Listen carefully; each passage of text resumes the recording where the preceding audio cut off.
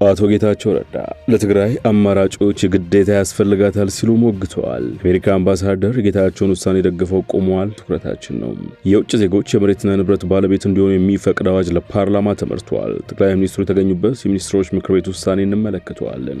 የጅቡቲ ኢትዮጵያንን የማስወጣት እቅድ ምክንያቱ ፖለቲካዊ ነው ተብሏል። ከዚህ ውጭ እጅግ ግዙፍ ኩባንያ ወደ ኢትዮጵያ ገበያ እየገባ ነው ተብሏል። እንዲሁም እጅግ ጠባቂው ስምምነት በይፋ ተፈርሟል። ድንቅ ማዕድናት ተላልፈው ሊሰጡ ነው። በዝርዝር እንመለከታቸዋለን። ሌሎች ጉዳዮችም ተካተዋል። አክብሮታዊ ሰላምታችን በያላችሁበት ድረስ የተወደዳችሁ ሸገር ታይምስ ቤተሰቦች እንዴት ናችሁ? የሰዓቱ ዜናችን አዳዲስ ክስተቶች ተካተውበት ነው ጀምሯል። በመግቢያችን ላይ ያስተዋወቅናችሁን አበይት ጉዳዮች እንደሚከተለው በዝርዝር እንመለከታለን።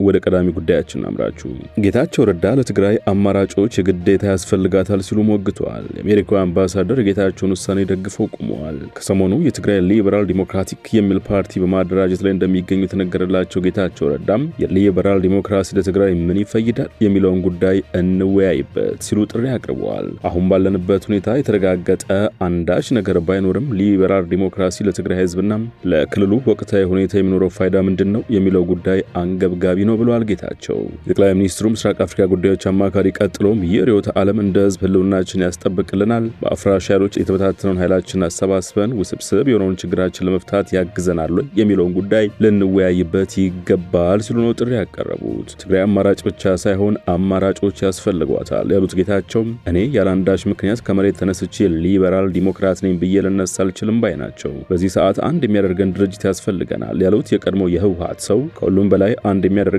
ህልውናችን የሚያስጠብቅልን መሰባሰቢያ ያስፈልገናል ያሉት የቀድሞ በኢትዮጵያ አሜሪካ አምባሳደር ቲቦር ናሽ በኩላቸው ጌታቸው ረዳ ትግራይ ሊበራል ዲሞክራቲክ ፓርቲ በሚል አዲስ የፖለቲካ አሰላለፍ ለመምጣት መወሰናቸው ደስ የሚያሰኝ ነው ብለዋል። ፉክክር በፖለቲካው መድረክ መልካም ነው ያሉት ቲቦር ናሽ ህወሓት በትግራይ ክልል ሁሉንም ነገር ተቆጣጥሮ ባለበት በዚህ ወቅት ይህን መሰል አማራጭ ይዞ መምጣት እጅግ የሚወደስ ነው ብለውታል።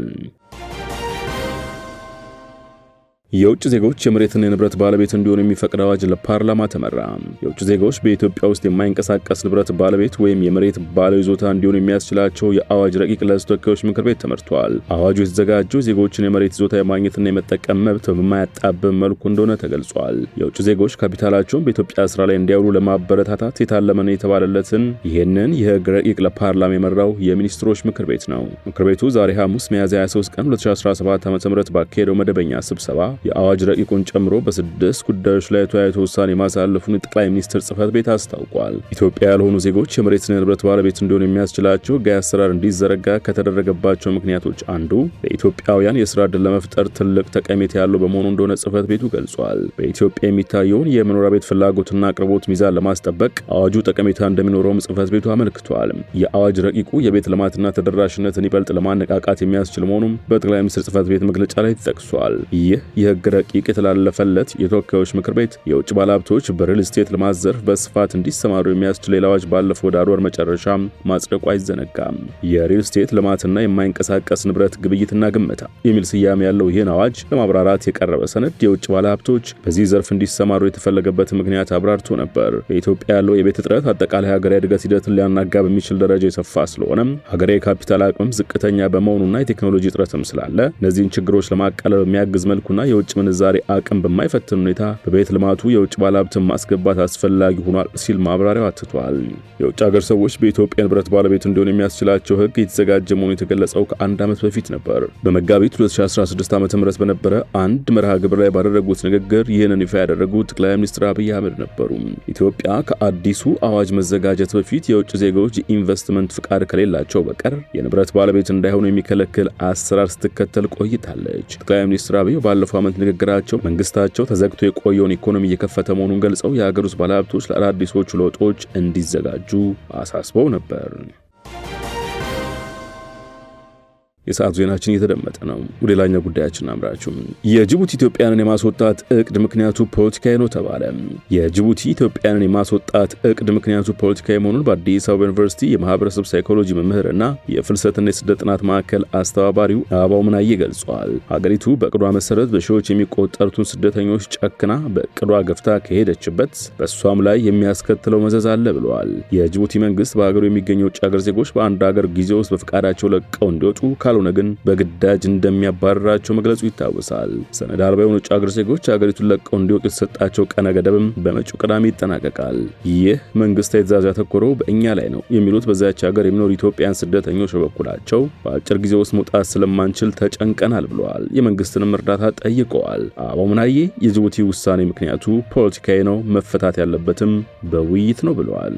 የአውስትራሊያው ግዙፍ የማዕድን አሳሽ አስካሪ ሜታልስ በኢትዮጵያ የማዕድን ዘርፍ ውስጥ ትልቅ ኢንቨስትመንት ፈጽመዋል። በአውስትራሊያ መቀመጫውን ያደረገው ግዙፉ አስካሪ ሜታልስ የተባለ የማዕድን አሳሽ ኩባንያ በአፍሪካ ያለውን የፍለጋ እንቅስቃሴውን ወደ ኢትዮጵያ በማስፋፋት ሪፍት ቫሊ ሜታልስ የተባለውን የግል ኩባንያ ሙሉ በሙሉ ለመግዛት ስምምነት ላይ መድረሱን በይፋ አስታውቋል።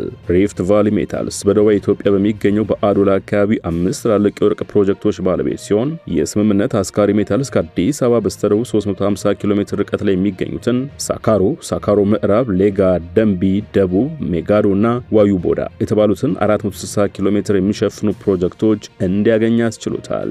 የስምምነት አስካሪ ሜታልስ ከፍተኛ መጠን ያለው የወርቅና የመዳብ ክምችት በሚገኝበት ክልል ውስጥ ስልታዊ የሆነ ቀዳሚ ተሳትፎ እንዲያደርግ የሚያስችለው ሲሆን ለዚህም የመጀመሪያ ክፍያ $200,000 የአሜሪካ ዶላር በጥሬ ገንዘብና $200,000 የአሜሪካ ዶላር በአስካሪ የአክሲዮን ድርሻ እንዲሁም የፍለጋ ውጤት በሚታይበት ደረጃ የሚከፈል ተጨማሪ ክፍያዎችን እንደሚያካትት ተገልጿል። ይህ ግዙፍ ኩባንያ ወደ ኢትዮጵያ መግባት በአፍሪካ ውስጥ ያለውን የማዕድን ፍለጋ አሻራ በከፍተኛ ደረጃ የሚያሰፋ ስልታዊ እርምጃ እንደሆነ ታምኖበታል። እጅግ ተጠባቂው ስምምነት በይፋ ተፈርሟል። ድንቅ ማዕድናት ተላልፈው ሊሰጡ ነው። አሜሪካ የዩክሬንን የኃይልና የማዕድን ሀብት በጋራ ለመጠቀም የሚያስችላትን ስምምነት ለወራት ከዘለቀ ውጥረት የተሞላበት ድርድር በኋላ ተፈራርማለች። ሁለቱ ሀገራት ዩክሬን ከሩሲያ ጋር እያደረገችው ባለው ጦርነት የተጎዳ ኢኮኖሚያ እንዲያገግም ለማድረግ የሚያስችል የመልሶ ግንባታ ኢንቨስትመንት ፈንድ ለማቋቋም ተስማምተዋል። የአሜሪካ ግምጃ ቤት ኃላፊ ስኮት ቤሴንት ስምምነቱ የዩክሬኑ ዘላቂ ሰላምና ብልጽግና እንዲመጣ ለማድረግ ሁለቱም ሀገራት ቁርጠኛ መሆናቸውን ያሳየ መሆኑን ተናግረዋል። ከአሜሪካ ወታደራዊ ድጋፍ ለማግኘት ለምትሻው ዩክሬን አሁን የተደረገው ስምምነት ወሳኝ ተደርጎ ታይቷል። ዩክሬን እንደ ግራፋይት፣ ቲታኒየምና ሊቲየም የተባሉት ወሳኝ ማዕድናት ሰፊ ክምችት እንዳላት ይታመናል። እነዚህ ማዕድናት ለታዳሽ ኃይል፣ ለወታደራዊ ስራዎችና በኢንዱስትሪ መሰረተ ልማት ውስጥ ጥቅም ላይ ስለሚውሉ በእጅጉ ተፈላጊ ናቸው። ይህ የሁለቱ ሀገራት ስምምነት መፈጸሙ የተሰማው አሜሪካ የዓለም 90% የሚሆን ብርቅዬ የማዕድናት ክምችት ካላት ቻይና ጋር የንግድ ጦርነት ውስጥ ባለችበት በዚህ ወቅት ነው። የአሜሪካ ግምጃ ቤት ረቡዕ ዕለት ያወጣው መግለጫ እንደሚያስረዳው አዲስ የተመሰረተው የአሜሪካና የዩክሬን የመልሶ ግንባታ ኢንቨስትመንት ፈንድ ሩሲያና ዩክሬን ጦርነት ከተቀሰቀሰበት የካቲት 2022 ጀምሮ ዋሽንግተን ለኪየቭ ለላከችው ከፍተኛ የፋይናንስና ቁሳዊ ድጋፍ እውቅና ሰጥቷል። የአሜሪካ ግምጃ ቤት ኃላፊ በቪዲዮ ባወጡት መግለጫ ስምምነቱ የዩክሬን እድገት ሀብት ለመክፈት የሚረዳ መሆኑን ተናግረዋል። ስምምነቱ በይፋ የተደረገበት የቋንቋ አጠቃቀም በትራምፕ አስተዳደር ከተለመደው በበለጠ መልኩ ለዩክሬን አጋርነት ያሳየ ነው። መግለጫው የሩሲያን ሙሉ ወረራ ያመለከተ ሲሆን የሩሲያን ጦርነት በገንዘብ የደገፈ ወይም ግብዓቶችን ያቀረበ የትኛው መንግስት ወይም ሰው ከዩክሬን መልሶ ግንባታ እንደማይጠቀም ገልጿል። እስካሁን ድረስ ስምምነቱን በተመለከተ ከክሬምሊን የተሰጠ ምላሽ የለም። ስምምነቱን ለመፈራረም ወደ ዋሽንግተን የተጓዙት የዩክሬን ምክትል ጠቅላይ ሚኒስትር ዩሊያ ሲቭራይዶንኮ በኤክስ ገጻቸው ባሰፈሩት ጽሑፍ አዲሱ ፈንድ ዓለም አቀፍ ኢንቨስትመንትን ወደ ሀገራችን ይስባል ብለዋል። የስምምነቱ አንቀጾች የተዘረዘሩት ምክትል ጠቅላይ ሚኒስትሯ ፕሮጀክቱ ማዕድናት፣ ነዳጅና ጋዝ እንደሚያካትት የገለጹ ሲሆን እነዚህ ሀብቶች የዩክሬን ንብረቶች ሆነው እንደሚቀጥሉ ተናግረዋል። የሁለቱ ሀገራት አጋርነት እኩል በኩል እንደሚሆን፣ ስምምነቱ ግን በኪየቭ በሚገኙ ህግ አውጪዎች መጽደቅ እንደሚኖርበት ገልጿል። በስምምነቱ መሰረት አሜሪካ የአየር መከላከያ ስርዓትን ጨምሮ የተለያዩ አዳዲስ ድጋፎችን ለዩክሬን እንደምታደርግ ምክትል ጠቅላይ ሚኒስትሩ አክለዋል። ፕሬዚዳንት ትራምፕ ለኪየቭ የደህንነት ዋስትና ለመስጠት ይህንን ስምምነት መፈራረም እንደ ቀድሞ ሁኔታ በማስቀመጥ በተደጋጋሚ ግፊት ሲያደርጉ ነበር። የስምምነቱ ረቂቅ እንደሚያመላክተው ዩክሬን በቀጣይ ከአሜሪካ ለምታገኘው ደህንነት እገዛ ምላሽ በሚሆን መልኩ ካላት የተፈጥሮ ሀብት ውስጥ የተወሰነውን ዋሽንግተን እንድታገኝ ታደርጋለች። ዋሽንግተን በአሁኑ ስምምነት የምታገኘው ትራምፕ ሲፈልጉ ከነበረው በብዙ ያነሰ ነው። ፕሬዝዳንቱ አሜሪካ ከጦርነቱ ጅማሬ አንስቶ ለዩክሬን የሰጠችው ድጋፍ በሙሉ ተመልሶ እንዲከፈል ሲጠይቁ ነበር። የዩክሬን ፕሬዝዳንት ቮሎዲሚር ዜሌንስኪ አሜሪካ አስቀድማ ስትጠይቅ ከነበሩት ነገሮች ውስጥ የተወሰኑት እንዲቀሩ ማድረግ ችለዋል። የአሜሪካ ባለስልጣናት ስምምነቱ የዘገየው ኪየቭ በመጨረሻዎቹ ደቂቃዎች ለውጥ ለማድረግ እየሞከረ ስለነበረ ነው ብለዋል። እየተደረገ ለነበረው ንግግር ቅርበት ያላቸው አንድ የአሜሪካ ምንጭ ዩክሬን ባለፈው ሳምንት መጨረሻ የተጠናቀቀው ስምምነት አንዳንድ ነጥቦች ተመልሶ እንዲታዩ መፈለጓን በመጥቀስ ረቡዕ ዕለት ተችተው ነበር። ምንጩ አከራካሪ ከነበሩት ነጥቦች መካከል የፈንዱ አስተዳደር፣ የግልጽነት ጉዳይ እንዲሁም ሁሉም ፈንዶች ክትትል እንዲደረግባቸው የሚያስችሉ እርምጃዎችን የተመለከቱ እንደሚገኙበትም ጠቅሰዋል። የሰዓቱ ዜናችን አበቃም። በያላችሁበት ሰናይ ጊዜ።